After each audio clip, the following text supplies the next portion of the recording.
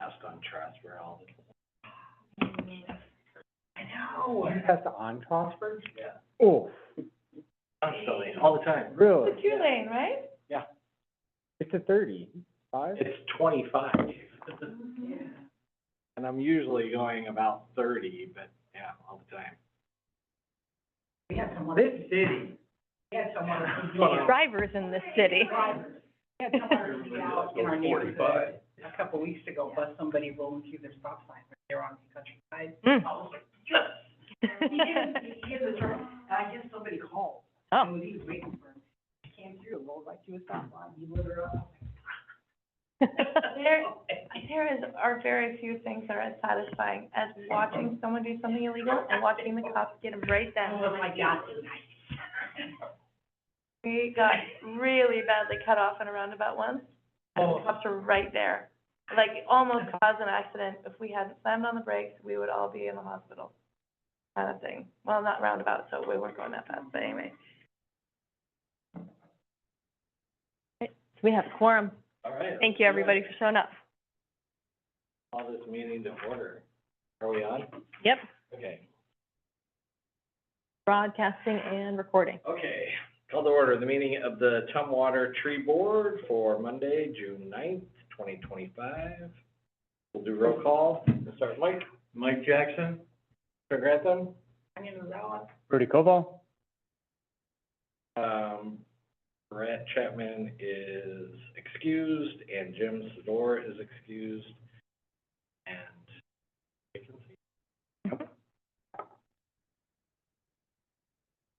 Vacant? Yeah. Oh. Yeah. I will So two. share that, yep. That was the last meeting. He moved out of, Tumwater city limits and didn't have the capacity anymore. He did, Any changes to the agenda? not from me. Does anybody have anything they want to talk about? It says Alyssa, you know, but I don't know if you got a chance. Today? Yeah. Hmm. Oh, is that about the maintenance for the carryout? No, Saving our state flowers? but I would love to hear about that. I think that came from Jim. Oh. And reported out on it? Jim had asked or was questioning if the tree board would be responsible or help pay for the maintenance of the Garriott. Is that what he was He asking? did ask that question, and, the answer is no. We'll find, the city administrator's office will find funding, for that. Did he pick who's gonna do it? Gregor? To do the actual work? Yeah. Not yet, no. Oh, they haven't gotten anybody under contract to do the work yet? No. We're gonna let the tree rest a little. They poked and prodded for a while. Well, the falcons are back. I don't know if you guys have heard, the falcons are back. And, there's prairie flowers growing underneath it, which is pretty dang cool, because that fence, nobody's walking around it. So there's, a bunch of prairie flowers growing, and there's, little pocket gopher holes.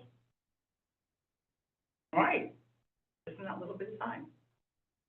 So, So I don't know if we wanna, if we have time for that, or we can talk about it next time.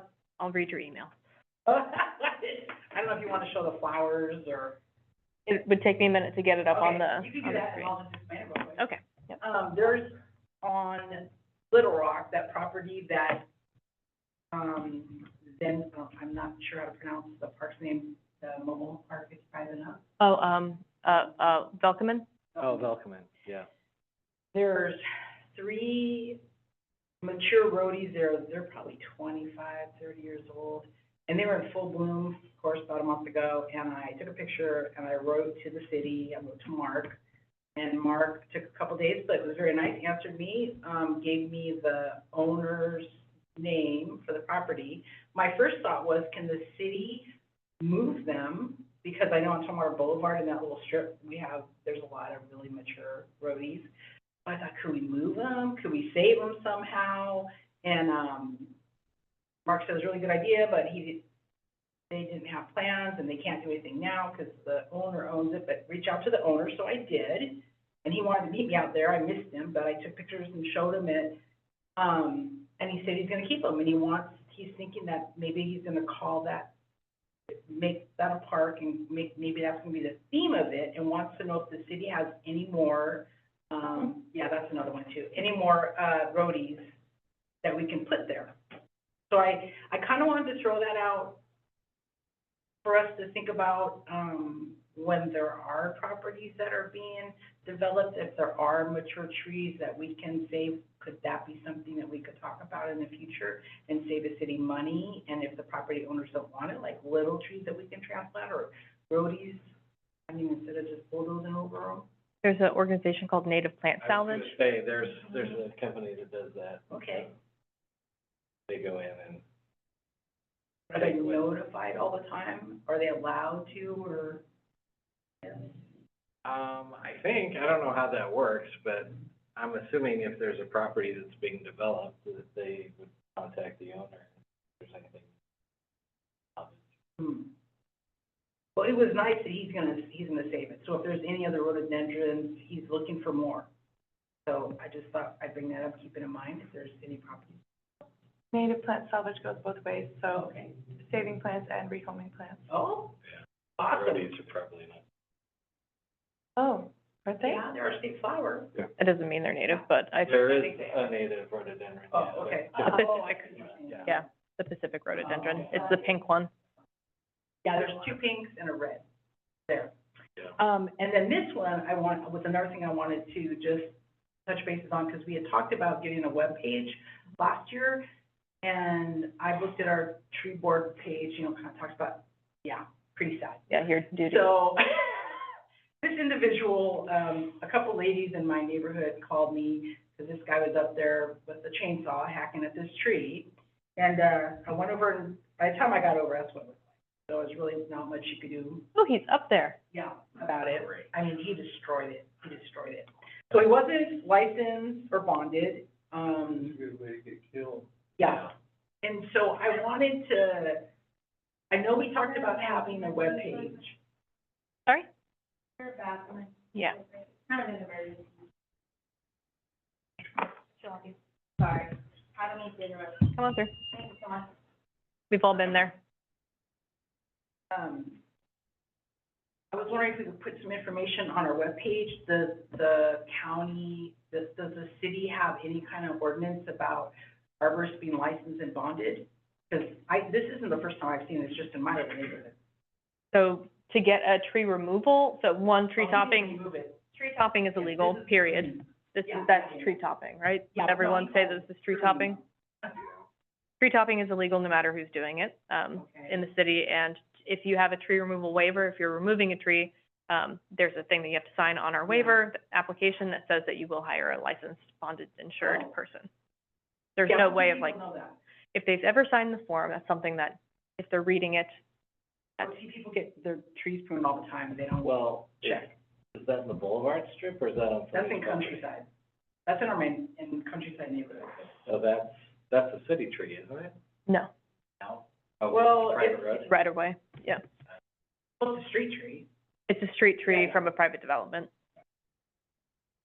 So does that mean you don't have jurisdiction? No, that doesn't mean that, because, well, Oh, we have our, Yeah, yeah, our, yeah, our Tumwater Municipal Code applies, yes, okay.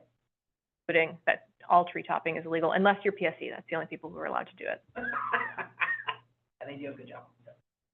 So my question is, what can we do about it? Can we put something on our webpage that helps people, because they don't know.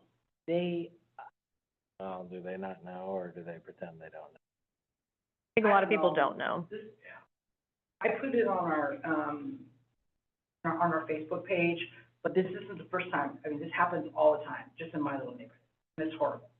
And people don't understand. I try to tell them about this, that it's just, it brings in disease, it shocks the tree. This was like, Did they cut like most of it down? yeah, if you go, I think if you keep going, well, yeah, I think if you keep going, oh, that's another, Yes. if you keep going, yes, they did. It looks horrible. And this kind of, I wish Jim was here. because this goes along with educating the public. These trees are in that little strip that Jim talks about in between. We went out and looked at this one. Oh, okay. And so, again, people were freaking out in the neighborhood, called me, I don't know what to do. I missed the context, I'm sorry, what's wrong So this one, nothing's wrong with it? Well, okay, this is what the city told me. They said that the tree was diseased. So I wanted to ask the tree board if it looks diseased to them, because it doesn't look diseased to me. It's in a little natural strip in between Black Lake Development and Miraset. There was people in there cutting, my neighbors called me to go look, and then I called the city, and Tammy went check, and I guess folks went out and checked. They'd already cut down, well, the maple was diseased, they cut down this one, and they have 2 others marked.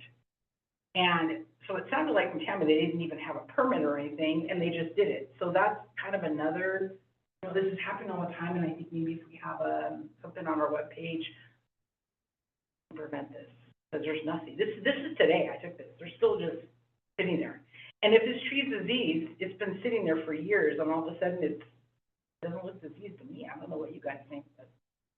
And who's the property owner on this? I think it's Merced, right? Miraset HOA. Oh.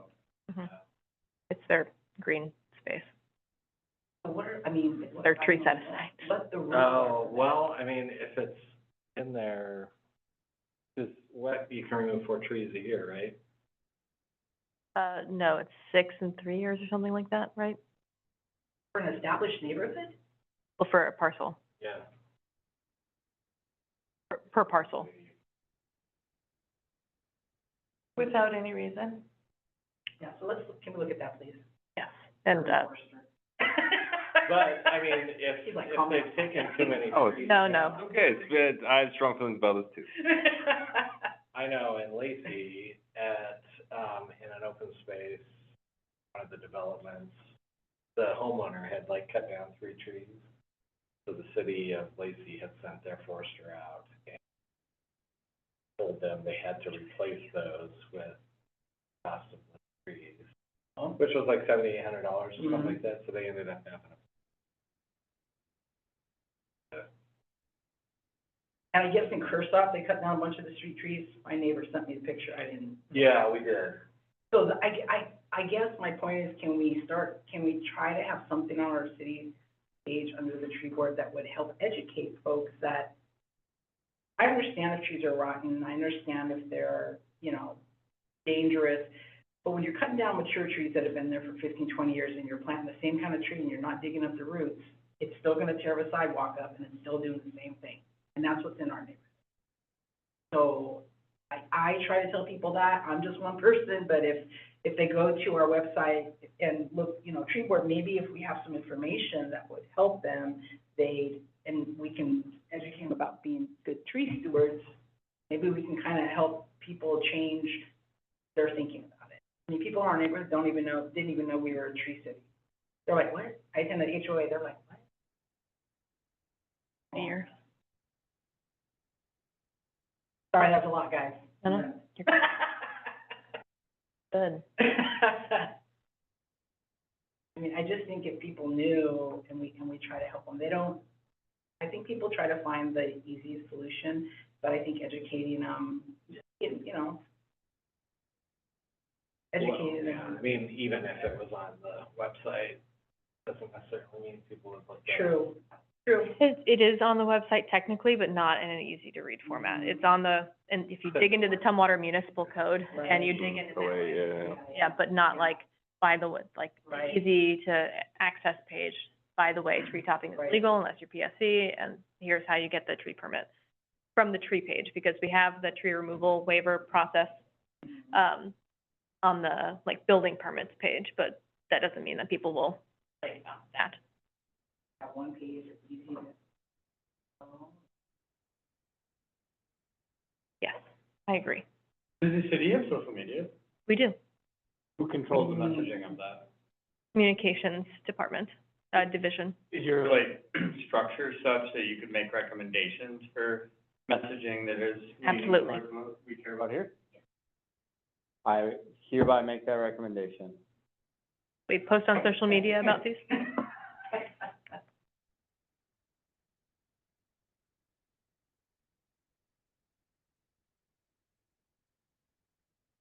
have that as a recommendation from Brody, if you all want to second and. Yes. Okay. So it makes a motion to Post on social media about tree issues? post information about proper tree pruning and replanting. I don't think we can move that specific action. I think the action has to be, we move as a tree board, Recommend. recommend that the city consider posting targeted messaging on their external communications and social media to further the mission and work of the tree board and the city's municipal code as related to City USA. End of motion. It's a wonderful motion. Any second? All in favor, say aye. Aye. Aye. Unanimous. So moved. Any other tree board member reports? Quick question, Mike, do you have a tree borer that I might be able to borrow for, heritage tree aging? Four, Yeah, increment borer? not big enough for Okay. a heritage tree. Yeah, I probably need 32, so I'll. Yeah, okay. It's yours? 14 inches. Yeah, that's about all I've got. They get expensive. and- They really do. 14 inches, they're $300-400, like, Yeah. yeah, so. Sweet, well, I'll keep looking. Got a couple leads. 32, yeah, I've never seen one that big before. To nominate a heritage tree? Oh, yeah. Oh, they exist, I've never seen I it. worked for DNR, we got to see this big one. Oh, really? Is it powered? If you're lucky, but Oh, no. wow. Yeah, right. Yeah. You get a ratchet strap. Especially if it's rotten. Yeah, okay. Sorry, we're getting off topic. Yeah, sorry. Is it a heritage tree that you'd like to nominate? I'd like to age it before I nominate it. Size is not age, and I wanna fix science here. Manager's report. Got things for you, because you asked me to report on a number of things each month. First, I'll start with, Alex Chacon resigned from the tree board a month or two ago. Yep. He moved out of the city, and Brent Chapman has resigned, effective at the end of this month, because his commitment to rejoining the tree board here in his second set of terms, was focused on getting the urban forester hired, and now he feels mission accomplished, and he is stepping away. He's also retiring, I think. Oh, he's just trying to get all the free time now. Oh, my screen sharing. Or You should save it. Oh, thanks, I don't need, so that's one set of, so there will be at the end of this month, 2 seats, not yet, it's effective on the 30th, which is why we had to have 4 people here for a quorum. Meeker Oak, we're starting work on a more detailed work plan on how to move forward with, Todd Prager's recommended option B, focusing both on public safety and tree health. I will introduce Brian very formally here at a later item, but this is our urban forester, Brian Coughlin. He, myself, and Assistant City Administrator Kelly Adams are essentially the ones on that team, and we're just starting to get a project charter put together that will make it so that we have a good system and structure put up to have different deliverables, including communications to the general public, open, transparent, frequent communications. So we're working on doing a good job with Meeker Oak here moving forward. The street tree list that you all approved then went to Brian for his approval. He made a couple changes, added a couple trees. He and I are presenting, really him, he is presenting on the to the department directors and the executive departments of the city administrator at the end of this month, and hopefully they approve it, and then we can move forward with making that change in the development guidelines and on the website. In the meantime, we have removed all Fraxinus species, all ash species from the list, just as a quick and dirty, they shouldn't be there anymore. The Fraxinus is its own particular urgent issue. Ordinances, 16.08, will kick back off September, October internally, and Dana is the lead on that particular project. So be patient with us, we'll get there. We're working on wrapping up comp plan with the bow and then moving on to the next fun tasked to change the way our community works and is visioned. Yeah, big deal. Saplings, of the Meeker Oak, I'm still waiting to hear back. We did, the mayor wrote letters and sent them to tribal chairs. We're giving them ample time to respond. There's probably a point in which we'll be like, maybe we're not getting a response, and then we'll proceed with those nonprofits that we talked about before. Climate Element, the third draft should be on the website at the end of the month. That'll have some, fun priorities that the Climate Policy Advisory Team has put together, so that'll be available. And at some point, perhaps we talk about July meeting or meeting frequency, just putting that out because Trent said something to me at the Arbor Day celebration. So we can either talk about that now or later. Yeah, I guess, we can talk about it now. I was just thinking that maybe we could go back to our every other month sort of schedule, instead of every month. Just what? Do? It's up to you all. You have the ability. We only used to do our meetings like this. Yeah, Yeah. well, the only reason we were meeting every month was, Forestry plan. yeah, the urban forestry plan. And then we were gonna go into the code, but then COVID came along, so. And the code is starting back up in, September, October. But it's starting internally. I'm not sure if we'll have, stuff for tree board to review before the end of the year. It might be January. Chair Grantham, I'd like to make a motion. For the remainder of the calendar year, I move that we move to every other, month meeting. We should revisit this first month of next calendar year. Any other point of clarification? Do you want to start at the July meeting, so you go even meetings, or do you want to start at the, or odd meetings, or do you want to start at the August meeting and go even meetings? well, if we started in September, January. I do have a data point that might be helpful since we may be struggling with a quorum. I'm expecting a child on July 31st. Congratulations. Congrats. Yeah. Yeah. First week of August could be pretty tough for me to make a city board meeting. So I guess I would suggest that we start July and then skip August. If all else is equal. I've heard that first week can be hectic. First week is pretty rough. Not so much for you. but- Yeah. Depends, we can get as involved as we like. Yeah, you won't get a lot. Work apply to boards and commissions. I don't think we have a rule against it. We're a welcoming community, try our best to be. All the babies. I don't think that they can be a board member until they're 18, though. Non-voting. Non-voting, yeah. All right, so I heard a motion, from Brody, every other month for the rest of the calendar year, revisiting the concept in July, January, starting the every other month in July. There's a second. Any further discussion on the motion? Oh, I'm fine. No. Okay. All those in favor? Aye? Aye. Without objection. And we don't have any attendees virtually, nor in person. You know, people watch the recordings, though, I know that. So there appears to be no public comment available.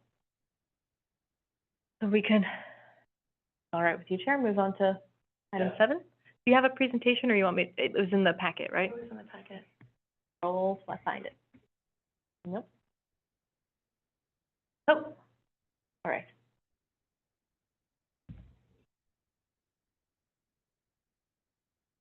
Great, I can give you the mouse. Oh, sure. Right. So we have, Anna Bauer, I don't know exactly what the first word of your planner title is, I always forget. Long range or associate, whichever you choose. Okay. I work on projects that extend out into the future. And, I'm here today to, well, first of all, I want to thank you for letting me have some space and time with you to talk about the comprehensive plan, particularly the conservation element. As soon as I saw that there was a forestry component, you were one of the groups I really wanted to connect with, so thank you for making time for me. So, basically, the comprehensive plan, have you guys seen any of the other elements so far? I think this is the first element you've reviewed. Okay. As a group, I've sent out the climate element rough draft some time ago, but Yeah. first one, in a meeting. There we are.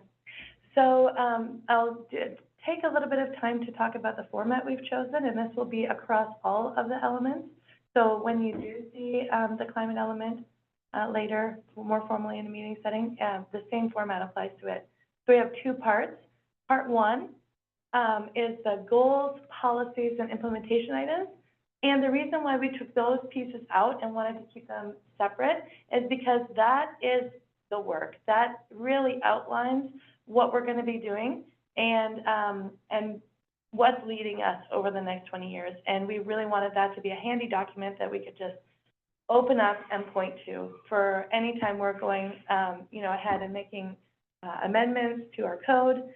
So it's very accessible. We wanted to increase the accessibility of that because the whole thing, as you see, as we have it printed out, is long. And we wanted to make sure that the pieces that were going to be the most useful to our community, pointing us in the right direction, are the ones that are easy to get to. And then the rest of the document, I would say part two, we are calling the technical piece. And that's just because it really is the best available science that backs up those policies and implementation actions and goals. So, I'm gonna give you a brief overview about what's in the plan so that you have an idea what the content is. And then, I wanna spend most of the time getting your feedback, because you're people who live in this community and you have an idea of how it's going now and how you'd like it to go in the future. So we want to get that. And then I'll give you an idea of what we're doing next, with this element. So like I said, part one, we do have the chapter 1, chapter 2, and chapter 3 are that legal framework and legislative background. So why we have to do this and what goals we're meeting at the state level and at the county level in order to do this plan. And then chapter 4 is the element goals and policies. And then because the implementation action items really include some language that's like do this and more directive in a lot of cases, and they're more specific, then we pulled those out and we're calling them draft implementation actions because we want to make sure that those are prioritized and those actions get pulled into our work plan, but they're draft because our work plan is always subject to the approval of council. So we want to make that very clear that that's not a final directive, that when we pull it over, then there's opportunity for council to strengthen or work with that a little bit more. So part 2, we have introduction. We separated out the content into natural resources and critical areas, just for some way to organize it so it wasn't all in a list. And we have gotten some comment that might not be the way that other people would have imagined this content to be organized, and we understand that, sometimes different organization works better for different things. One of the things I will note is that for this chapter, we do have some requirements at the county level and the state level, and this puts those into buckets that meet those requirements. So in terms of making sure we've answered those requirements, this made the most sense to us. If you really want to talk about that further, I'm glad to have a conversation, and we can talk about other ways to organize it. And then we have Appendix A, which is some foundational documents for the best available science. And then we have the Open Space Taxation Act summary, and that is a program that really guides how some of our natural resource lands are set aside and preserved. And, so we wanted to make sure that everyone understood what that program does. And then we have the, Tumwater Soils Report, since a lot of our natural resources are dictated by what soils are in the area. And soil is, you know, an inch per 1,000 years of development, so we want to make sure we're always kind of using that as a guideline. So for natural resources, we have agriculture, forestry, and mineral resources that are designated lands under the state guidance. So that's why we have ag, forestry, and minerals, because it's state guidance. So for agriculture, we always want to keep in mind that we are transitioning from a rural community into an urban community. And so that's why we have places like Rutledge Farm, and we have like some historic farms that are still in our area. We have barns that are preserved. We have Isabella Bush Park that has a beautiful barn in it. So I know it sounds strange to say we're transitioning, but we still are. We still have some of these natural areas in our city limits. And one of the pieces is that the city limits are really set aside for urban development. So we are transitioning into an urban place in order to preserve and protect the places that are in our county, the open spaces there. So it is a balancing act with GMA. And so the Growth Management Act really kind of dictates urban development needs to happen in those urban centers. And when I say urban development, I'm talking about houses. Like, that is our major push right now. If you saw the legislative docket, we have over 200 action items, and most of them were about housing and how to increase and improve how we process and grow and build housing for people, because we have that issue in our state right now. So we have an allocation of how many houses we have to provide for each income bracket over the next few years, and that's a bit of a conflict with some of our natural resource goals. You know, I'm not gonna pull any punches or not say it directly. They're in conflict with each other. So we as a community figure that out, and the council makes decisions based on where that push and pull gets the land for us. All the requirements need to be met, and there's also some how we do that is up to us. So for agriculture, let me just give you a couple of quick and dirty facts. So dirty because we're talking about soil, huh? Anyway, 7% of soil in the city area, just 7% is prime farmland. So I want to just put that in a framework that is the farmland that is in our area that may become developed in the future. So 7% isn't a whole lot. You might hear other numbers, and one of the other numbers is 70% of our area is prime farmland if drained or if irrigated. So I really want to call focus to that, because if we're draining or irrigating lands for farmland, we are also in conflict with other water conservation goals. We're also in conflict with other wetland preservation goals. So to do those things, we're also sacrificing other pieces of our natural environment. So we're in balance with those ideas or goals that we have, and they're in conflict. So we really, for ag, the thing I want to leave you with is that small ag is something we want to focus on in the city. We have a food systems plan that really focuses on how can we support small ag. Well, we're calling it urban ag. So how do we support farmers markets? How do we support community gardens? How do we support things that can happen under 30 acres?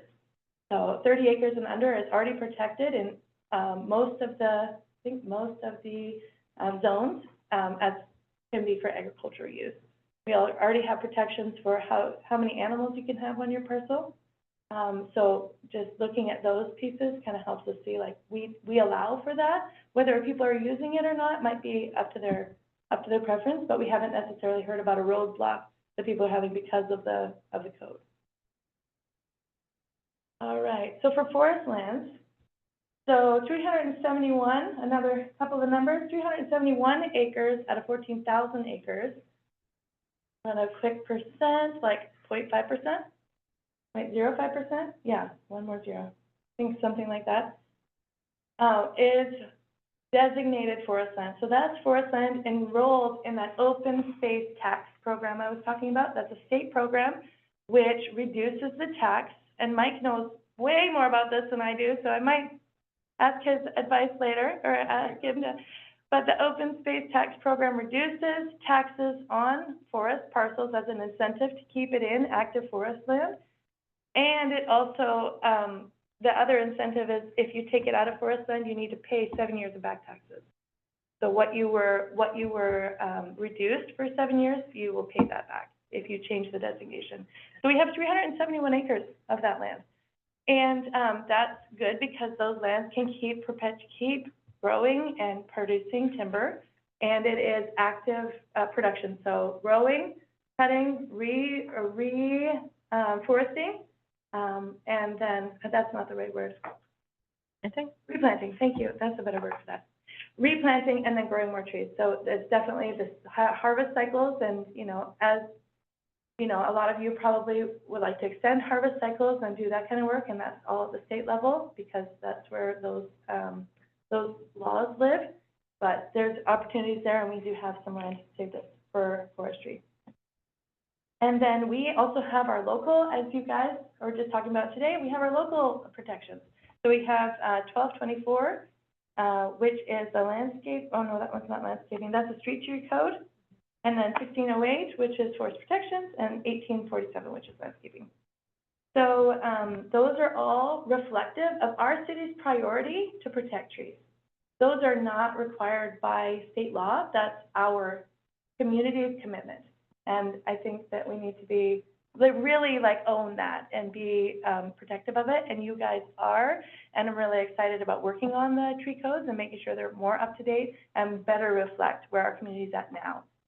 So I'm looking forward to that. And you have the Urban Forest Management Plan that, again, is our community's commitment, our community's energy and investments in forest health and urban forests. So, you know, with the inventory that Brian is working on with monitoring and management, and then balancing those needs, you know, where we have dangerous or hazard trees, where we have rotted out trees, let's, you know, maybe remove those and select better trees for the right tree in the right place. And then critical areas ordinance also protects trees because we have the endangered species list. We have that tied to our design regulations. So where, that's separate, The critical areas ordinance is one way, then the endangered species list through the critical areas ordinance, and then also design regulations, and then also sub-area plans. So some of our sub-area plans call out what our neighborhoods are gonna look like in Little Rock, and we have the boulevard with the trees on it, and, you know, I'm not sure exactly if that's working the way we wanted to with right tree, right place, but we have trees.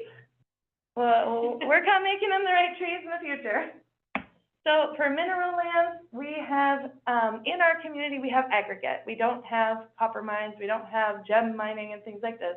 So aggregate is crushed rock or stone like gravel, and it's just rocks.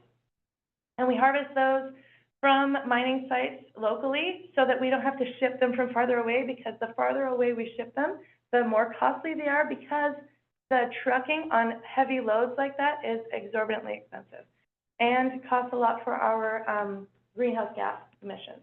So we want to make sure that, you know, we're offsetting that cost by having local sources for those things. And we use aggregate to build every road, almost every building site has aggregate for drainage. We use it ubiquitously in the built environment. So aggregate is everywhere. We need it to have our lives function the way they do, and getting it from a local source is valuable. We do only allow it in our heavy industrial zone to minimize the impacts, because there's dust and there's other impacts, noise, as that is harvested, and we want to make sure it's happening in an area that's not in conflict with neighborhoods or parks and things like that. So, all right, that's mineral resources, and sorry, scroll. So as most of the comprehensive plan really works together with some of our, local plans. So the urban forest management plan, our hazard mitigation plan, we have an appendix to the Thurston County hazard plan. And so they work in concert together and talk to each other. Of course, the, urban forest management plan, it's not like we rewrite that because we've done the comprehensive plan. The comprehensive plan actually pulls from a little bit and says, we have this, points to it, and they work together. They're not necessarily superior and inferior to one another. And then, development code is how we implement these goals and policies and implementation action items. All right. So for critical areas, I just really wanted to pull out how critical areas impact or are beneficial to vegetation. So I did focus on that. And if you have other questions, I'm happy to answer them. So the number one being wetlands. So as we have sensitive and special rare areas, then we protect those through classification system. Classification for wetlands is going to look like things that are the most healthy, the most rare, the highest functioning, and the hardest to replace. So a couple of, we have state guidance to say how we classify those wetland areas, and then as we're doing that, our goal at the city has been to have no net loss. So no net loss of the valuable wetlands, the ones that are irreplaceable, the ones that are healthy, the ones that are rare. Okay, and then for another goal that we added this year that is new through state bills is to enhance wetlands.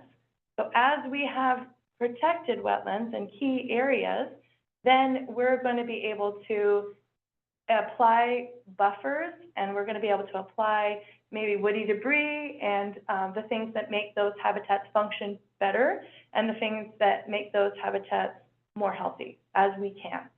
So, I think it can be, habitat modification can be a tricky thing. And so we want to make sure that we're always doing that with the best available science. And so we've really got a huge asset in the STREAM team, and they've been, doing a lot of science, and especially, I think they've been doing tadpole counts with the community and with amphibian populations. And so it's really great that we have that local data, and we're not necessarily just, applying numbers from other places, but that data really kind of helps us see, are we improving this area or are we not? And we can use that as a litmus test in the monitoring piece. And so STREAM team really has a very robust program to do this work already. And so we get to, as a city, enjoy that and move it forward with this new set of policies. If you want to participate in the amphibian egg mass counts, it's every January, February, and in Tumwater, when they're laying their eggs. It's wet. It's good for slimy things. We do the counts actually at the golf course. We have a number of ponds that are normally teeming with amphibian egg masses. I was going to ask, is that what's going on at the Valley?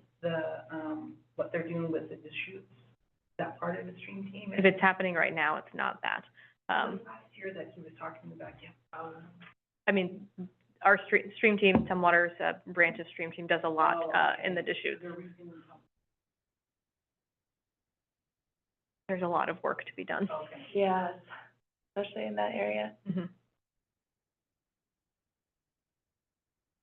Rebuilding it right now, natural. Okay, that's right. So then for wetlands, like I said, we have state and federal guidance on what that looks like. And then we also have our Thurston County codes. We have the vegetation and tree protection, talks about how we do that with wetlands and what needs to be saved. And then landscaping code as well. All right. So critical aquifer recharge areas. I really wanted to dig into this one because it's all about drinking water.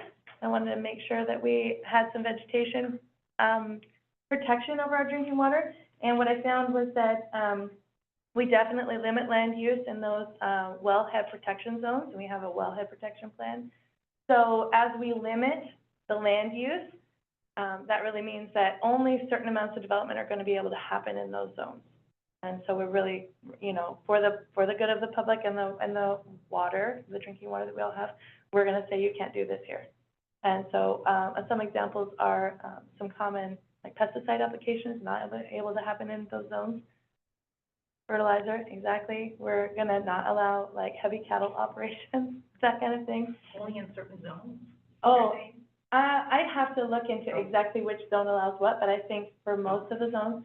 So, included in the packet was a map, and the map shows that there are concentric circles that go out, and they're according to slope. And what the circles tell us, they're labeled in time. So I was like, what? This is not distance? Amount of time for the contaminants to enter into the well. Yeah, so, exactly, one drop within the first circle takes 6 months to travel to the well. So then we can calculate how much time it takes that contaminant to break down in the system and whether it will be enough or not, and that's how we determine what activities are allowed to happen in each concentric circle. So. In the county then? City, did I say county? I'm sorry. No, I just was. Yeah, so no, all these wellhead protection zones are in the city and on our, map 4. For instance, the lot beside the, fire station here, there's that little house on it, and there's a bunch of trees and, just vegetation. There's a well. The vegetation and trees around it is a wellhead protection area, and then as we get into the different concentric circles, we're able to store different things, like what would be stored in a fire station. Is within, like, we are within a different time period distance from the well, which is just right there. So it's, and sometimes the space isn't so huge, depending on how much we're pulling from that well. Yeah. But if you're looking at a lot that has like a tiny little shack on it and a bunch of trees and vegetation and not much else, and it doesn't seem to ever be being developed, it's probably a well. We have, I think. It may be a well. 14 wells? Yeah. Yeah. Thurston County also has this, is every municipality or government will have wellhead protection zones. It's a state requirement. Even in Florida, they did it. I wonder if they maybe don't have a nearby well, that protection area. There you go. Nice. So, yes, I think that's it for critical aquifer recharge areas, and I really want to focus on how the vegetation kind of slows that down and how we limit development, limit certain things in that area. So frequently flooded areas are next. Okay, and this really is going to talk about how we protect our soils and how we store water. Okay, so we're protecting the soils for erosion and altering the stream course, but then we're also making sure we're not, or that we're not damaging the natural flood storage. And so in the plan, you'll see, like in the goals, you'll see natural flood storage. That's a multitude of different ways, but one of them is trees. And so some of them are in wetlands, like a whole wetland will store water in it for flood. I don't want to say abatement, I don't think that's the right word. Mitigation, attenuation, both? Okay, so that's, yeah, making sure we have trees on those area, in key areas to do that work in a natural way rather than having, man-made and built structures for that. And then, prioritizing low-impact development in floodplains. And I don't mean necessarily low impact, like, The style of, stormwater infrastructure that uses plants over pipes. A rain garden, There we go. infiltration, galleries, stuff like that. yeah, basically less pavement, more green space. So that helps us mitigate flood. And then we have geologically hazardous areas, and this is where we're really, using that vegetation and protecting that vegetation on slopes and high erosion areas, and we've identified those slopes and high erosion areas on a map for you. And then those are gonna be, you know, limited for development. And the development intensity will also change, so maybe it would be okay to put some row houses there, but maybe not a giant factory, that kind of thing. So when we talk about development intensity, it like, what's the weight of the building, what is the, traffic around that area? Not always human, or like vehicle traffic, but, like coming in and going around and frequency and that kind of thing, disturbance level. So, the next one, fish and wildlife habitat conservation areas, and, this category really protects habitats rather than individual species or like individuals in a group because, you know, our best available science has taught us that as we protect a habitat area, we're going to be protecting the individuals and further individuals. So we don't want to just say, I've protected this butterfly, it's here, and put it somewhere where it might not survive. But protecting the habitats is the strategy that we're trying to employ. So one of the big exciting things is that our HCP, so that's the Habitat Conservation Plan, is getting traction and moving forward. So Habitat Conservation Plan allows us to still do that development within our urban area because that's what our urban area is set aside for, yet allows those specific high-value areas to be valued and protected in a more of an economic kind of exchange. So we're not going to develop here unless you pay us a lot of money so we can buy another piece of land somewhere else and make sure that's safe. And the higher quality the habitat, the more cost is going to be associated with that. So it is a trade-off. It's not going to be something as Noble. yes, thank you. As good-hearted and well-intentioned as something like our critical areas plan that just says no, it is going to allow some flexibility, which allows the development that we need to have in here, allows us to put houses where we need to, allows us to keep our development inside the urban areas and make sure we have natural spaces outside and less sprawl. So it's, again, a little bit of conflict and trying to find the best route forward, and this has been a positive route forward for some of our local communities. The county has been running a program, and it's been a way to move some positive projects forward and also maintain some space for some critical species. Is this section the area that has the Oregon white oak sections? Yes, it is. I'm moving to that next. Sorry, and Tanya. And the pocket gophers and. Pocket gophers is Habitat Conservation Plan, for sure. Oregon white oak isn't in the Habitat Conservation Plan. But so what you're talking about with the trade-off, are you talking about like, for instance, the airport? Yeah. Taking the pocket gophers and moving them somewhere else? Oh, if no. that's developed? Oh, no. Oh. Yeah, there isn't necessarily, we're not like There's 4 relocating. species there, right? Yeah. We're not we're not necessarily relocating species. It might be that the airport property chooses to say, you know what, this is valuable, city, why don't you buy it from us? And this will be forever pocket gopher species area. And so you can buy it, and then this housing development that only has 2 pocket gophers, they can build that because we are protecting this. Give and take, yeah. It's a give and take. It is a give and take. It's not straight up iron bars, so, This is what. They don't move them. will Allow development. yes. in areas.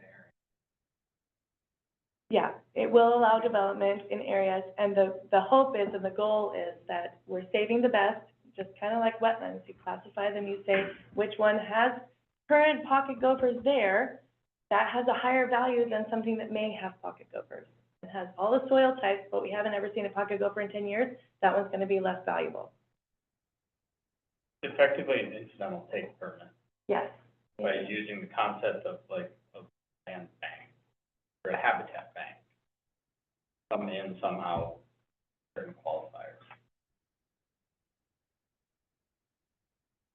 All right, so, the critical areas ordinance protects Oregon white oak, so I wanted to really call that out because I know it's an important species in our area, and to you particularly. And then that's the Oregon white oak habitat, as much as we can. So we have roads that have been created and other buildings and, things that have already been developed in these areas, and so that's not necessarily something we're dialing back, but moving forward, we're thinking about where are the areas we can protect Oregon white oak habitat. And so, there are, in terms of critical areas, there are buffers about how far around those trees you can build and how many you must protect in a certain area and what their age is. I don't think age has I think it has to do with their acorns, but I think there's new science coming out on that too. There's new best management practices out of Fish and Wildlife from 2024 in January. If the tree needs to be removed, there's based on the size and the age, a number of replacement Oregon white oaks that must be replaced. Very good. So For this is instance- new coming then, or it's already in place? This is new coming? Oh, no, that's Already in place. Ordinance is already in place, but the new science will help us make better decisions when it comes to, like, if we have a, conditional use permit and that kind of thing. So if we do allow people to develop and allow them to cut a tree, then they have to use that guidance and plant back the rest. That's state law. For instance, we're not going to cut down the meeker oak, but one of that size and girth would necessitate, if we were removing it for development, okay, so just imagine the meeker oak is not the meeker oak and it's somewhere else. I know that's hard. And I probably shouldn't be using it as a comparison, but if it was somewhere, if a Oregon white oak of that size was somewhere else in our city and someone wanted to develop that property, we would have, the property owner, if they removed that tree, would have to go through a process with Fish and Wildlife in addition to us, and then would have to plant a minimum of 250 Gary oaks on their property as well. 250 per acre? Period. They would have to find a place for 250 to mitigate the, removal of, oak in that size. And that's only if development is the reason why it's being removed. No, because it's bigger than 25. Yeah. There are planting density requirements then? There's a whole, chart and description in the Fish and Wildlife Best Management Practices for Conservation of Oregon White Oak. And I believe, if I'm not mistaken, some of the biologists at the county actually reviewed and provided feedback to that plan. I'm not, if they took the feedback from the county, and so we do have local input into that plan. But quite a bit of mitigation is needed if one is to remove a, Oregon white oak for development. Right. And I just want to call out too that I received public comment from resident Nancy Partlow, and she would like to see Oregon white oak called out specifically in the plan, and so I'm making that edit. I would just receive that comment. She did a neat job of pointing them all. She did, she made an inventory of all the Oregon white oaks in the city. Yeah. And so last but not least, we're going into the goals. So our overarching environmental goals. I wanted to just stop here for a minute and just remind you of like some of the questions we're asking you to think about. And they were in the packet, but you know, it's been a while ago since you saw that, maybe read it. So I'm looking for some general or specific comments, whatever kind of you think about related to these goals that you'd like to share. Tips and timelines are good to share with us now. Unintended consequences that you can see, those are great. Anyone or anything being left out, please let us know. Impact to you or things that you care about and what you think those impacts might be. And then any additional thoughts. So really, anything's on the table. This is far from complete. This is very draft state. And as far as review, we've had Planning Commission alone review it. So it will go, wait. Yeah, I think we've had the, no, I don't think we've had general government review it yet. No, staff has reviewed it. Yeah, staff has reviewed it, but we want to make sure we've got the periods in the right place and the dots and the i's and all that stuff, and make sure it's as thorough as possible, so you don't have so much to look through. But yeah, so with that in mind, Alyssa, are we still at a good time? I think if we were done with this item in 15 to 25 minutes, that would leave enough time for us to get to our last item. 8:30 at the latest. All right. We can do it. So we're going to go ahead and dig into these, unless, as you were reading the packets, you had anything else that you wanted to call out before we get into the weeds? I have a question about our last meeting. When Jim brought up Lance, he wanted to change the one that's running for mayor. He wanted to change the amount of trees, the requirements for developers. I think he wanted to change it to 20%, he said.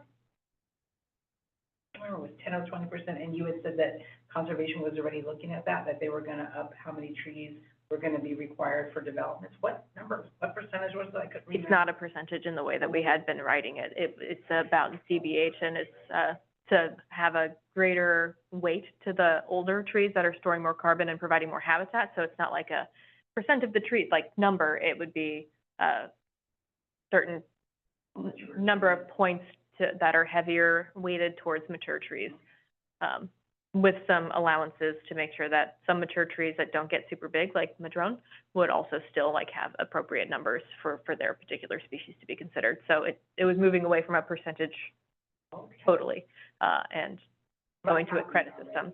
That is that's our intention so far, with the way that, we had been working on the, 16.08 in 2023, early 2024, that's where we left it. And that's why we were getting really confused with the WUI code, because then if different parts of the city couldn't, it was not gonna make sense.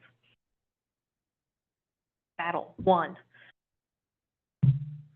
So in the goal C1, so these are general goals for for conservation in general.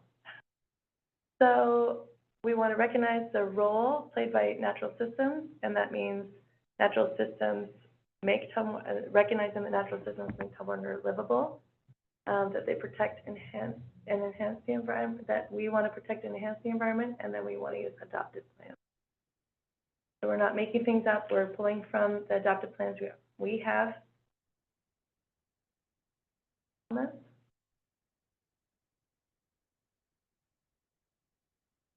So goal C2 is promote the conservation of natural resources and the protection of environment in cooperation with residents, property owners, and jurisdictions and tribes. And we're going to do that through supporting education programs.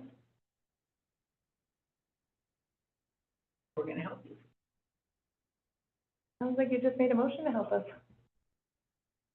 It's part of their, the code authorizing the tree board. Provide a robust education program for residents. Yay, fantastic. Yep. Robust. We're so over-resourced, it's ridiculous. We just don't even know. How to start, Gotcha. more to come.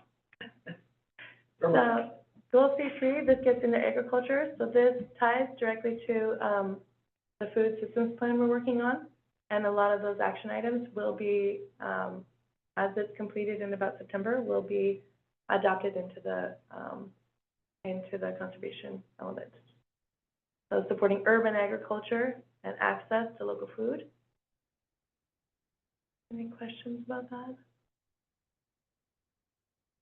Be setting aside that 3% or 5% of agricultural, The 7%? or, yeah. It may be that there are parcels already set aside in that open space tax program. We do have, a few parcels set aside for agriculture. However, I'm not sure that, what we've heard from producers is that the development pressure is so high that the benefits are not, are outweighed. The benefits to keep it are outweighed by the financial pressure to sell.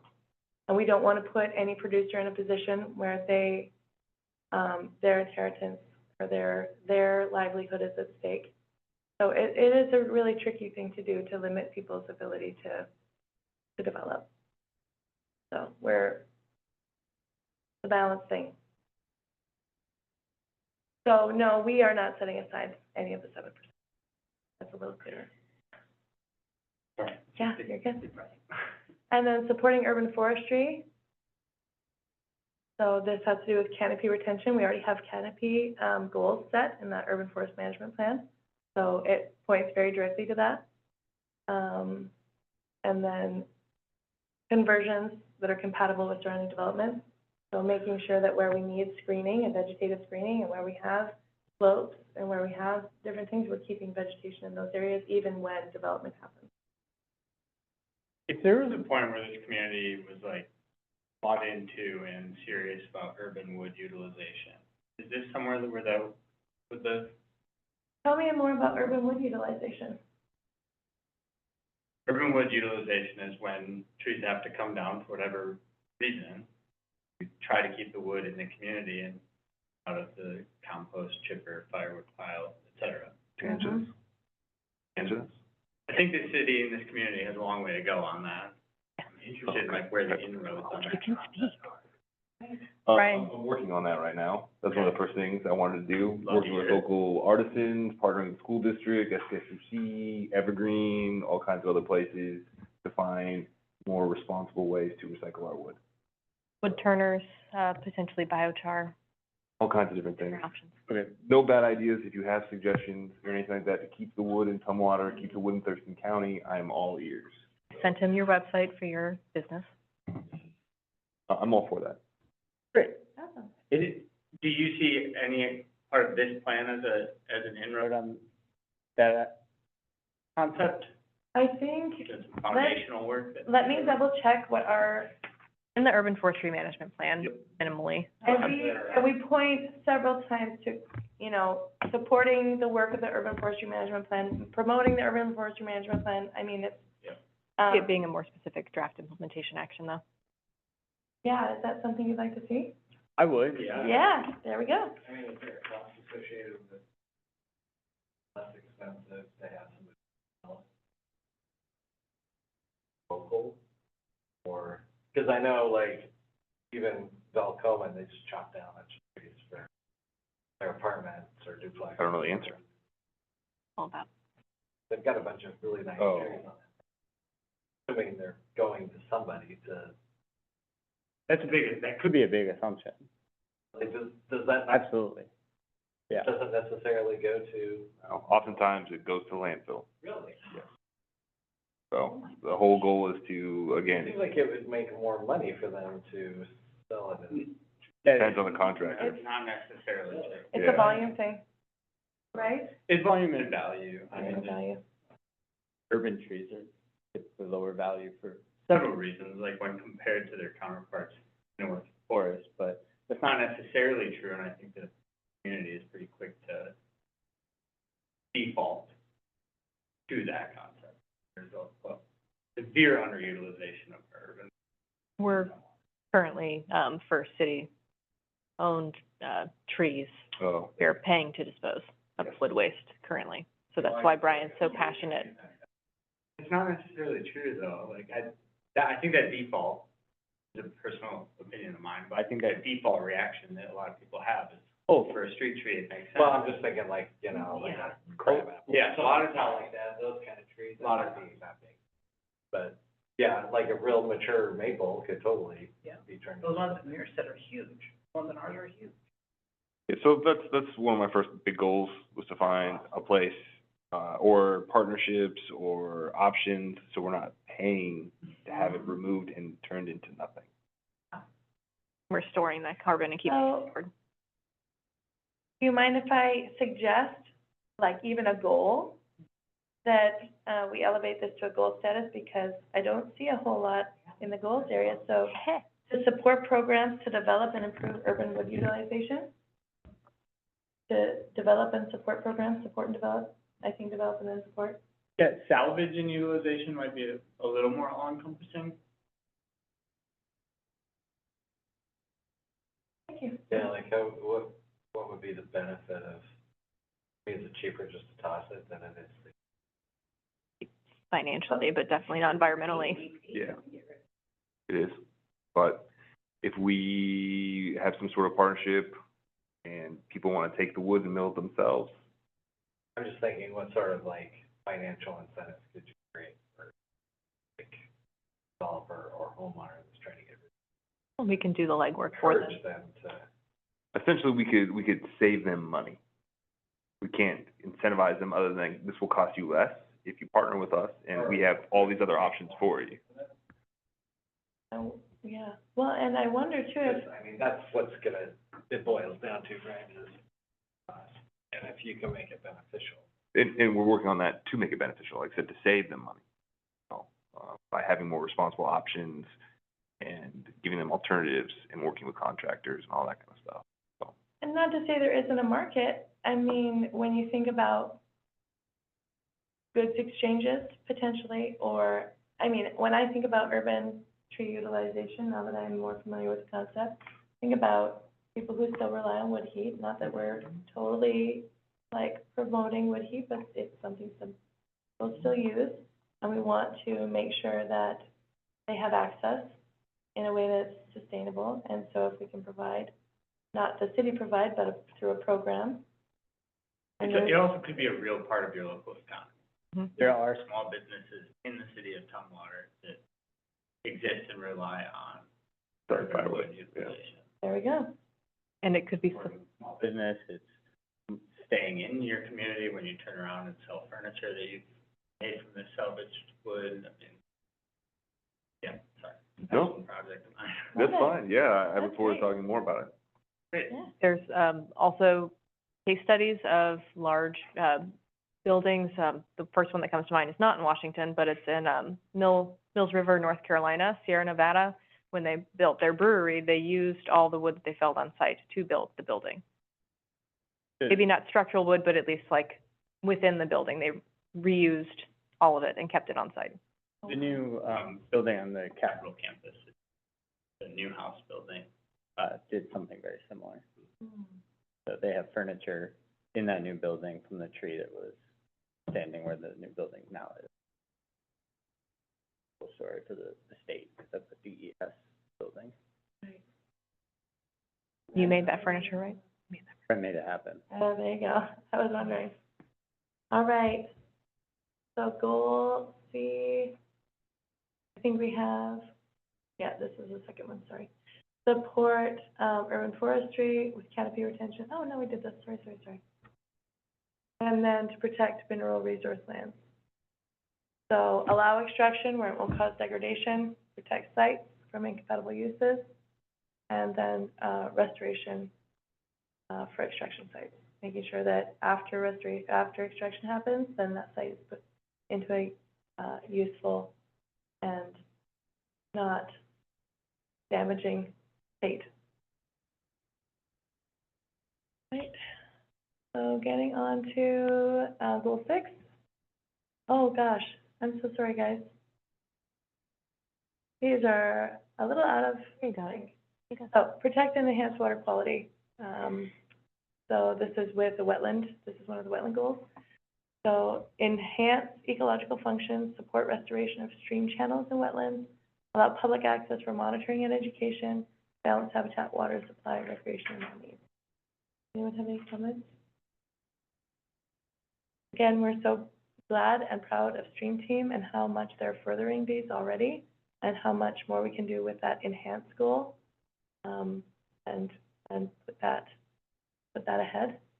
Sorry, I'm the last one. Do you think having all needs might be a bit too all-encompassing there? Like, does that get you into some trouble? Oh, again, I thank you for that, and I will consider it. And when we do have conflicting needs, then we need to balance them. I mean, so we want to make sure that we are listening, and then all needs are met. They may not be met at the, at what level they're met might change. That might be in flux, but is that still something that you want to think about a little bit? I suppose, I see See what what you're saying. I think when you say, all needs in the way that you do, you're opening up yourself to risk and Mm-hmm. sort of claiming that you know and understand all the needs. Right. Let me point to it here, because this is a paraphrase. and okay, got it. Yeah, I want to make sure that we're, looking at the right one. Critical areas is this 7. Protect water quality by preserving and enhancing ecological functions through the land use plan, development regulations, and public education. So it doesn't say all Okay, needs here. sweet. Yeah, it was just a Thank you. handy paraphrase. Got it. Let me just double check that all the 7 goals don't reflect the same misnomer.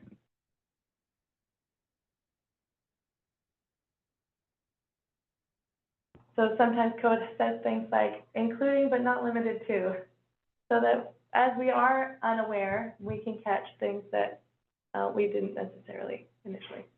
So improving drainage areas. So watershed development management plans and conservation measures, fish conservation measures. We are improving drainage systems for water quality, and then using best management practices to control erosion. So BMPs for erosion or vegetation.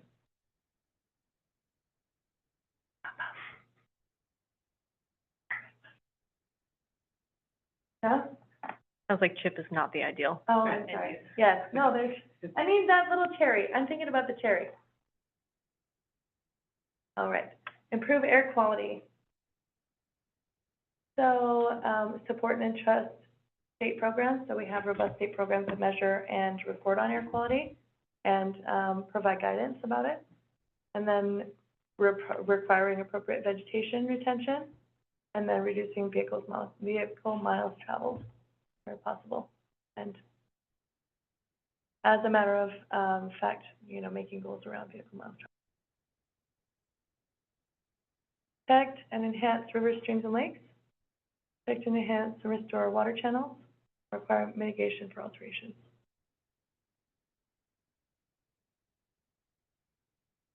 Protect and enhance wetlands. Protect wetlands where possible. Use buffers to preserve functions. Allow reasonable use, and then maintain stormwater treatment facilities and flow control. It's reasonable use. What's reasonable use? Handy paraphrase. I will see if it's a handy paraphrase. So, where possible, protect wetlands as ecosystems that provide essential services and functionality within watersheds, and then preserve and enhance wetlands from new developments by providing buffers around wetlands adequate to protect natural functions. Allow reasonable use of property containing existing wetlands to avoid a regulatory taking following state guidance. So allowing the reasonable use that would avoid a regulatory taking. Is that specific enough, or do we? It's like the density clause for the 1 acre properties or the low density single family, were they? And then maintain stormwater and flow control sites. No, that's too much. Yeah, sorry. Oh, no, that's why I have both open. Protecting groundwater, protect aquifers, recharge areas, and wellheads, protecting waterways. Protection areas noted in the landscape ordinance, I don't think they are. I know Olympia does, but That's a good question, I'm not I've sure. never seen it in Tumwater. That'd be a good thing to integrate, Okay, especially when we get to pick that project back up. C12, integrate into Be a good development code. 1847, right? Yeah, I think so. Yeah, So I was 1224 is street trees, 16 is tree and vegetation. Protect geologically hazardous areas, regulate development intensity, site coverage, and vegetation, minimize soil disturbance, and require erosion control.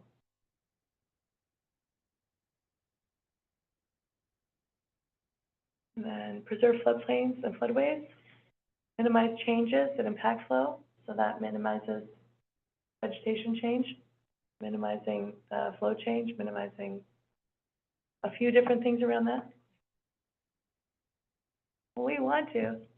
Affect the flow over time. Oh, yeah. Require mitigation for engineered flood control measures. Emphasize non-structure, again, that's the natural flood control method is trees. Not just trees, but trees are one of them. And allow low impact development only. The low impact development means more green, less paved.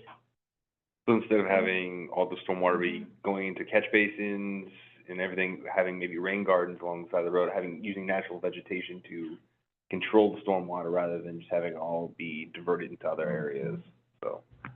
Sometimes in order to do that, it requires some pretty hefty landscape terrain management and sloping. And so that can be in conflict with our tree retention in some cases. So as they need to re-sculpt the land, the trees need to be removed.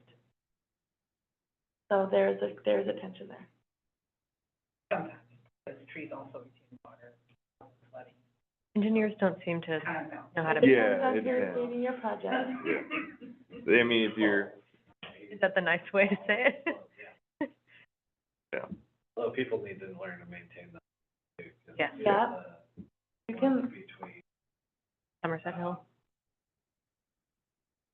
So. But, you know, if you have a pine that doesn't like tons of water, Yeah. and, you know, they can't exist in a low-impact development site, you know, so it just all depends. yeah. Are you gonna be involved in all that? And, yeah, thank you, yeah. We'll tell you all about the things on his plate on the next item. I appreciate your patience in advance. Are going to enhance wildlife habitat, including, habitat, so including protected species, including Oregon white oak. So minimizing fragmentation, we have fragments currently. Thinking about how to improve corridors is part of this, recognizing that that is a very uphill battle. And I think some of you have, been very much in the trenches on that battle. We spoke about that.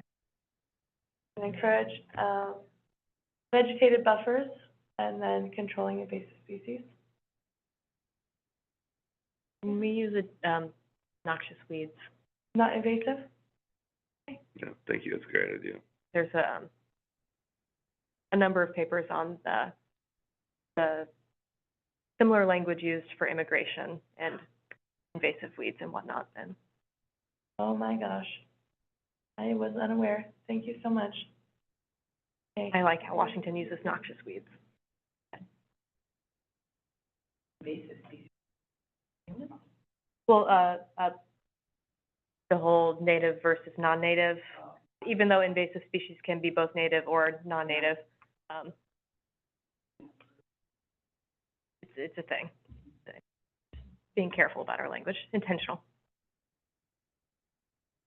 And so, that was the last goal. Our next review is gonna be General Government Committee, and that's, so, I have my answer. The General Government Committee has not seen it yet, they will see it on, Wednesday. And then, goodness. Wednesday morning, you got this. aren't you glad you gave this presentation? It's not one of my coworkers is taking it on Wednesday, so I apologize. And then, in late spring, we're going to have, or stakeholder engagement is happening now. You're part of stakeholder engagement. This is, ongoing, and so this is not the last time to comment. If you have comments, you go home, you think about it, you can't sleep tonight, send me an email, make sure that we know what you're thinking. And, we're glad to include things and add things, and, you know, it will go ultimately to the council for, approval and adoption, with the entire comprehensive plan. So we're doing a lot of stakeholder engagement up until then, and then the next time any boards or commissioners are gonna see it is gonna be city council reviewing it, for adoption with the whole packet. So your comments now are really critical. Tom, what are you moving away from these stakeholder and more to interested parties? Yes, trying our best to. There is some, Speaking of language. yes, absolutely. That is something, that we are moving towards. It is hard. It is something that, it is still a word that people are having a hard time understanding the cultural context of.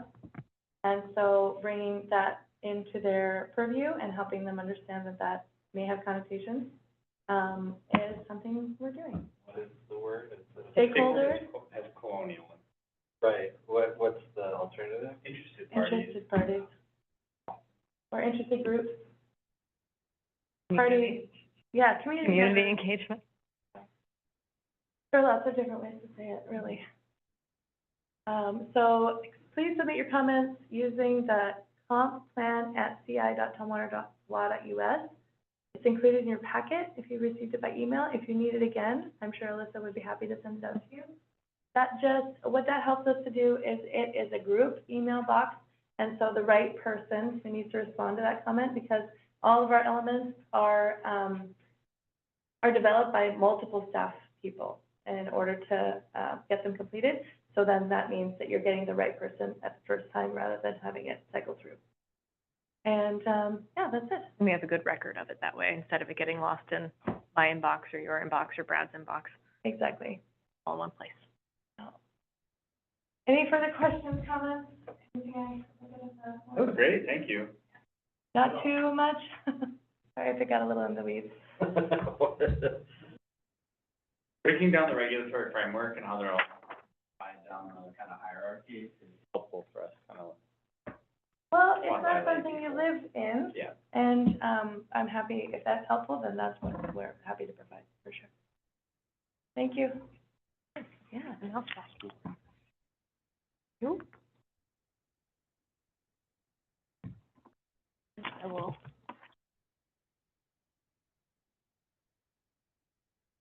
Do this. The next item is introducing the urban forester. So we don't really need to have anything on the screen for this one, but, so I'll just show us awkwardly over here. Is to introduce Brian. So some of you met him, prior. He actually came to a tree board meeting, before he interviewed. I know, only person who did that. So I'll let him introduce himself, but he's, been on the job for a little over a month now and has been, I'm trying to not use an expletive, doing a great job. And being very, proactive about things that weren't on my radar and being able to do the things that, I was not equipped to do. So I'm really glad that we have an expert to do this very important job now, and that is him. So I'll let him introduce himself, talk about his job. You guys can introduce yourselves, and, we can nerd out on trees for a little while. I can't say how happy I am to be here, how happy I am to work with all of you and just get to know you and really figure out what your goals and your interests are. And really the whole goal for me is just to put Tumwater in the best place I can for, the future, and try to protect as many trees as we can, find alternative solutions. I'm all ears. I'm here to help, and I'm really looking forward to it. This is a wonderful challenge, and to kind of just, check a few boxes. I'll be working with transportation engineering for new development, review plans. I work with our streets department for our street trees and training the workers and making sure that they are using best management practices along with our parks department, overseeing new planting plans, working with HOAs, also with, environmental sustainability and all kinds of new things we have to do with our stormwater management plans and whatnot. There's a lot. So I will always do my best to get back to you as soon as I can. That's important to me. When you email me, I will respond. But at the same time, I do have to ask for your patience. So if it doesn't happen, first day, give me a day or two, and I will do my absolute best, because your voices are the ones that matter the most. The people who live here whose decisions we're making are being impacted the most. So, that being said, yeah, I'd love to hear what you guys all have to say. They all looked at your job description and approved it before we went out, Oh. to recruit you, so. Yeah, so what is your background? Your education, Yeah, so I am a certified arborist. I have been for 3 or 4 years now. I worked for the city of Lacey for a long time, about 7 or 8 years. The last year I worked as in the stormwater department as the urban canopy lead, kind of in City Hall. I worked in the Parks Department, though, before that as an arborist in the Parks Department. And before that, I worked for Thurston County's parks. The trees have always been a passion of mine. Urban forestry, I kind of learned about maybe 6 or 7 years ago, and I just kind of jumped in with both feet. And it's something that I've always wanted to pursue. And when this opportunity, I was applying it nationally. These jobs just don't appear locally. I've lived here since 2007. When it popped up here, I couldn't believe it. So I did my best, and I did. Well, yeah. My resume changed a little bit. I was like, I really kind of want to add that. So I resubmitted my application so I could include things, because at Lacey I did do a lot of design review work for some big projects and whatnot. It was very educational. So my background is vast.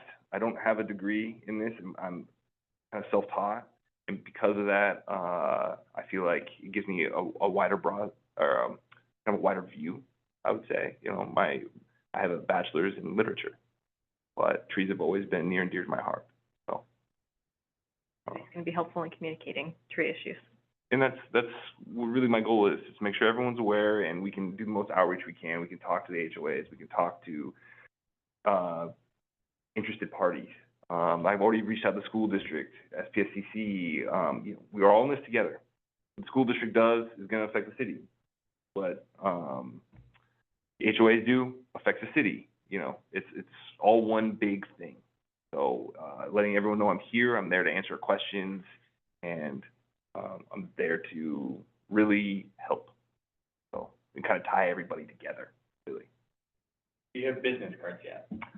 That was the. Shame on me. I didn't bring them. This is my first meeting, That's you know, Maybe next meeting?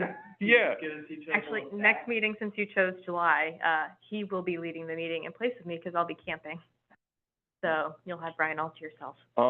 Yeah, I can write my email up on the board, you know, that would, We also, I think like more than the average community member, like, Talk to people about trees and how the city uses trees, handles trees, manage trees, et cetera. So like, if we could have a couple, to yeah, absolutely. pass out to people who are No takebacks. excited to hear the Yeah, not a problem. Happily do that. I will, like I said, happily make time to hear anybody who has a question, concern, wants to understand more about how trees could be affecting their community. Like, that's something I will gladly do. How about the funding? Yeah. Good question. So the funding for his position, for 50% of his position has not been clawed back yet. We actually just submitted our first invoice for your time a few days ago. So that hasn't been taken away, and if it does get taken away, we have a backup plan. His job is permanent and funded. That's what, Yeah. good. After 30 years or something, yeah. It's a big deal. 30 years of asking for it, we finally got it, and we not only have, outside funding, but then a backup funding to have it be a consistent, permanent position. Good. You got a desk? Right next to Alyssa, so I bother her all the time. Is it oak? No, it's not. Sure. I don't think it's real wood at all. Stand? No. But, you know, I do have an immense amount of background experience as a journey tech, working in, so I know kind of the process of removing trees. I've climbed lots of different things. I've done a lot of different things, but my passion was always being on the more communication side and development side, because that's really what matters the most, is what trees we're planting, how we're planting, who's being held accountable. So, I kind of bring a different type of background. So, hopefully, you know, I think it's gonna translate really well. So far, I've been having a lot of fun. So, I'm looking forward to facing all these things coming up, so. For your next meeting, when you're, setting things up, I will be available, Oh, and I okay. can help you with the. That'd be nice. I was watching Alyssa. I was gonna write it all down, and, Okay. yeah, I will be not in cell phone range. Yeah, I can figure it out, but I appreciate that. It's very generous. So. Should we do a quick, like, Yeah. member introduction? That would be Yeah, that would be wonderful. Thank you. Yourself and, any. Yeah, we're all like so excited you're here. I'm really bummed that Brent is missing out on this. So, but. You let him know? He actually resigned because Brian is here, and he feels that, Like his life. yeah, Has he met goal someone? achieved. I have No. not. Yeah. Maybe it's more poetic. Yeah, it kinda is. See, that way, I'll let him know you. Oh, thank you. that way I can resign too, after 25 years, you know. He's here. Mike, I could really use your help though, so please stick around, because I need some context and how it's been the last 25 years, Yeah. so. I'm not giving anyone permission. Also, I don't have the opportunity to give or take permission from that. You all are of your own free will, There's still the code. yeah. Yeah, to have it full. Yeah. But the thing too, you know, with Tumwater, you got that strip of federal land going right through the middle of the town. I-5. And it's always disgusting to me, you know, on invasive species, what we have to do in the county. And yet in the city, you know, even the post office, they finally cut that Scotch broom, Oh, you know, in those two holding ponds. And that one holding pond had some of the best habitat for birds. But hey, they just plow to the ground. You know, and when did they do it? Do you know, like, was it Oh, last year, I think. Okay, I just wondered, like, time of year, like, had the birds already nested and flown away? Oh, yeah. Okay, I think we're okay there. okay, It was just the idea that it was so, it had built up, yeah, yeah, because it's sort of a half wetland. yeah. And that's what happens to some of these. But there's a number of them in Tumwater that, you know, never, hardly ever see water. So there's a big difference between one and another. We could make them stop being grass. We were working on it with the landscape code. Dream big. We were. The irrigation requirements. There are some other street design and setback, design standards that are vegetation related and limit the different types of vegetation that are allowable due to maintenance. You talked about CPED or no? Crime prevention, environmental design? No, okay. I don't know. So any of you have questions for me, though, in regards to kind of the scope of my position? I know you've all read the job description and whatnot, but nevertheless, yeah. Are we still doing the, like, lower income neighborhood? That depends on what happens in September with the federal budget. We will find out if it's reauthorized. If it is reauthorized, yes. If it's not, then we're gonna try to spend as much of that federal money as we can. And we did do some of that while, to get him equipped. I forgot to put money in a budget for tools. So I was really grateful that River Network was like, yeah, you can use money on tools. So he's got the incremental borers of multiple different sizes, a very nice electric chainsaw, a couple other things to make sure that he's able to do his job well and safely. And then we'll use the remainder if the money gets reallocated with the federal government to do those programs. But we're not putting work into it right now until we find out what happens in the budget. We've got other things to do. He's got other things. Do you want to do the round robin introduction? Go ahead, Brody. Sure. I'm Brody. My day job, I work for the Department of Natural Resources. I'm the statewide recreation policy manager. I have a background in a few degrees in forestry, and that's kind of what brought me out here from Michigan, where I'm originally from. Due to the underutilization of urban wood in this community, I started South Sound Wood, which is a small local business, Okay. specializes in some of the things that we've been talking about this evening. So, from that, yeah, got on the tree board, 2-ish years ago. 2 years, yeah. Yeah. I'd love to hear your thoughts and kind of, we talk about the concerns and the issues we might run into with that, but, Yeah. that's one of the first things I wanted to do was find a more responsible use instead of paying somebody to take everything we have. Tanya Nozella, my day job is I work for the state for healthcare authority. I'm a supervisor. I worked for the state for 38 years.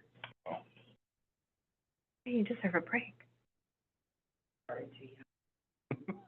Anyways, I've been on the tree board for 9 years.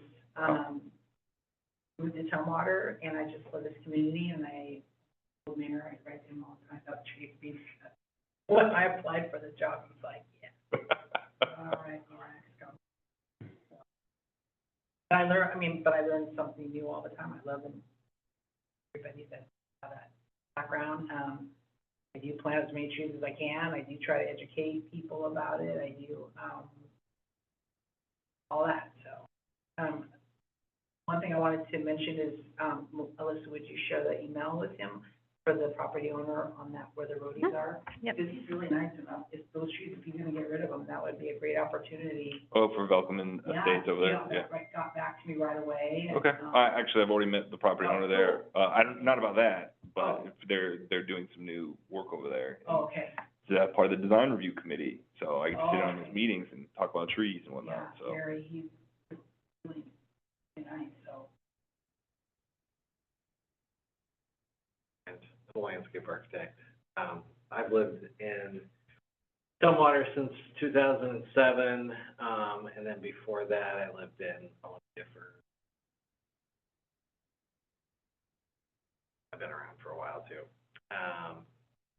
Do a lot of work locally, but also do a lot of work in Wyoming and California and Arizona. And so I get to see all these different like tree ordinances and codes, and then, Harrison King, so.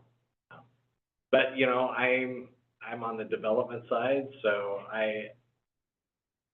development is what pays my mortgage, so I lean towards that, but I also want to do that responsibly, and I think there's things that we could do that, would benefit, you know, like building in already disturbed areas. So dealing with so many different municipalities, you know, my experience is somewhat limited, but, cities of comparable size to Tumwater, like, I think Tumwater's municipal code for trees especially is incredible. I don't know many other municipalities of Tumwater size that have such wonderful code in supporting of trees and development, stuff like that, so. I mean, but pretty much everything, you know, west of the Cascades. Yeah. They have pretty strong Yeah. tree requirements, Mhm. and Oregon has very strong tree requirements. Yes, After that, it's all kind of, yeah, okay. yeah. Bellingham. Yeah, a little bit bigger, I think, than Yeah. Tumwater, but, yeah. Yeah, I'm Mike Jackson with Professional Forestry Services in town here Okay. for 52 years. And I've lived here for a little bit longer. It's the young one on the, What's that? you're the young one on the. Yeah, right. Yeah, I came in when the tree board was created. And it was created because of Tumwater Hill. And it was one of those things that, you know, they thought it was really a tree issue. And yet Tumwater Hill was like 90% maple clumps. Mhm. The big issue is just like in the Northwest, if you get a permit, like in September or October to clear, you better have your erosion control in place. Yeah. And it didn't. So a bunch of dirt came off the hill and ended up to be blamed on the tree issue. And that's when, I don't even know when we started. It's 25 years ago, seems like. We've been, I think it's been Even longer. 30. Like mid-nineties? yeah, something like that. I know we've had Tree City for 30 years, and we can't have that without a tree board or an urban forester on Okay, staff, well, so. it's been 30 years then. But, seeing through the code, and then, like, we do tree plans basically throughout western Washington, but, you know, most cities do have a code, and some of them are pretty close to nuts. But the big issue is too many people want to save the big trees. And if you don't control exactly where the big trees are, you just can't save them. And especially when you weigh the big trees against the development codes that this city's got, it's really tough. Because they're always in the wrong place. Right where the. Setbacks. Yeah, and that's just the way it is. But, some of the issues that we've dealt with is just like the airport. We've managed the airport since 1972, and basically it's all industrial zone. And yet they got a lot of trees out there. And even the mayor of Tumwater, talked to the port, because it'd be nice to save one of those groups out there. But it just doesn't seem to be an issue that's gonna ever materialize, if they ever do develop the thing. But anyway, we've dealt in all the issues. It's just, for our town, when you look up there at all those goals, just like the pet peeve that I've always had is that the weeds, you know, and the noxious weeds. The trees, It's just like in my neighborhood, you know, I don't want trees next to my house. And of course, now with this fire issue nationwide, it's a big issue. And so, like in Tumwater, we've, you know, inherited a lot of the county buffers. And some of those people are 20 feet from these trees that were 30 years ago, were only 20 feet tall. Now they're over 100. And they want to remove them. Well, they're in the buffer. It isn't easy. But anyway, it's good that we finally got an urban forester. Thank you, yeah. That's why I'm glad he asked whether you have cards, because if you don't have cards, it might mean you're moving through quickly. Got that, you've got a desk, that's good to know. And a locker and a hard hat. And a chainsaw, I mean, what more do you need? Hey, okay, that's good. Yeah, so, yeah. Wow. Yeah. A little library section. Yeah, that's true. I got a couple books too, so. And I have a video to add to the library, Oh, if you don't mind stopping by my desk. so, yeah, no, the plan is there's a few immediate things that we're working on, but, you know, having the long-term vision to really, like I said, put Tumwater in the best place we can. So, and that's really just the goal.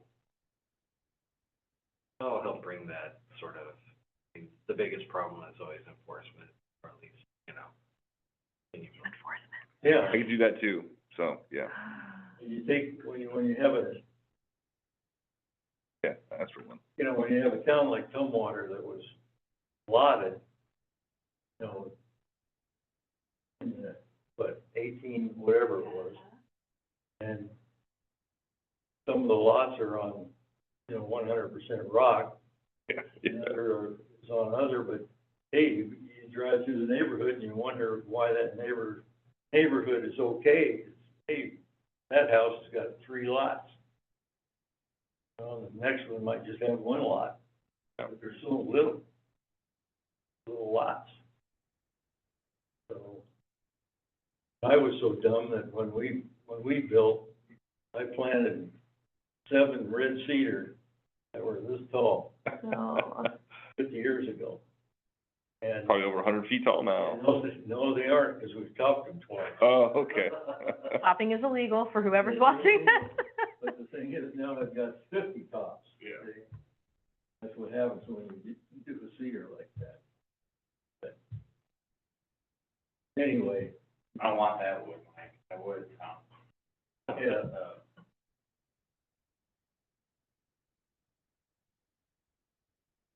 Anything else? anyway, it's good you're aboard. Thank you, I appreciate it. And again, I'm happy to be here. It's something I've been wanting to do for a while, and, yeah, I have a lot to learn, and I'm anxious about it. Yeah, the board seems to have like a pretty diverse set of like Goals, opinions. Good. backgrounds in all of this, which I think is I think it's nothing great. but an asset. Yeah. If anybody knows any, people that you think might want to take some seats on the tree board, that, with Brent, I think we're losing one of the, like, professional, doesn't have to live in Tumwater seats. We do have 2 of those. maybe Alex could come back. He was also, capacity limited, yeah. But if you know anyone, please reach out, to folks. We, have an application process. It's all All on the website, it's like 1 page. You either mail it or email it or bring it in, And and then you get to meet the mayor, then you get to meet the mayor. Yep. it's a big deal around here. So if the people gripe about what's going on, well, then that's the time for them to Exactly. join the board, Open seats, starting on the get their view. July 1st.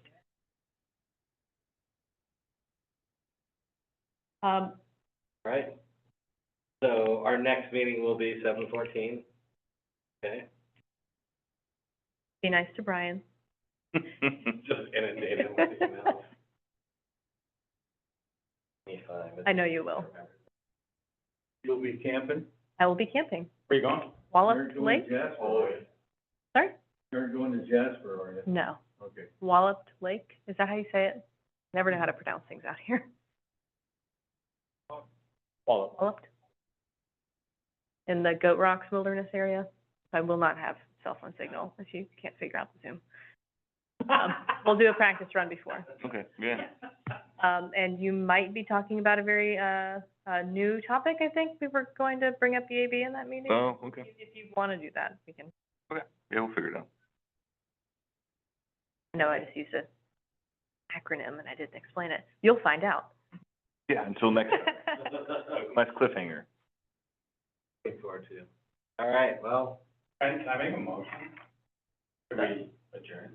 yes, you can make a motion. I move. We adjourn. Okay. All those in favor? Aye. Aye. Aye, Meeting adjourned. without objection. Thank you all.